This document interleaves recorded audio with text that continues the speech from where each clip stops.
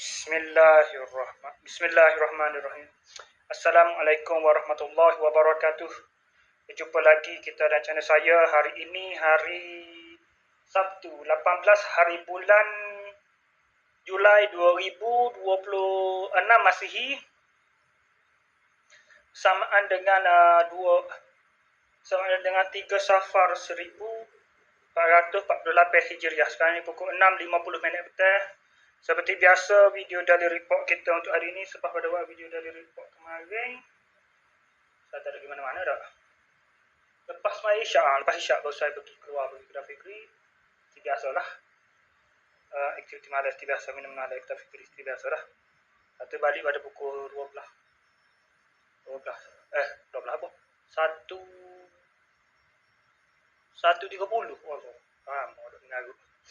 Lepas tu tidur pula pada pukul 3 pagi. Tidak 3 pagi, dah 2.50 pagi. Bangun pada tu bergerak lah. Bangun gerak lah. Dan 50 juga lah kat kampung 7 lah. Sekitar 50 juga bangun terus mandi semai subuh, makan sarapan. Lepas tu tak ada kerja kapal. Tak ada kerja kapal ni kan. Tak ada kerja kapal lagi. Tak ada ajak lagi back fisika. Tayar ring dengan bearing apa semua tu. Bearing dengan jalan tu. Tayar,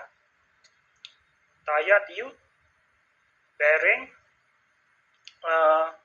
sprocket. Nak tukar belakang tu. Berapa tu ada tu? 4 tayar. 3 tayar. Jalan 3 tayar. 3 fisika kan. 3 tayar. Tayar belakang. Lepas tu, auto masalah sprocket. Auto pula tayar nanti nak kena tukar. Auto pula selagi tu bearing. Tak jadi pergi lagi ni. Moga tu kan. Moga tu tak selesai kerjaan memori banyak belajar ni kan. Nak bagi memori, nak clear memori lah. Telefon. Kata pun tak belum selagi. Tinggal ada cah telefon tu. Tak tunjuk sini. Hamai kan telefon mai saya tunjuk mai tu. Lepas tu, gitu kan. Tak ada kerja apa ni. Kata bagai pun tak ada order lagi baru ni.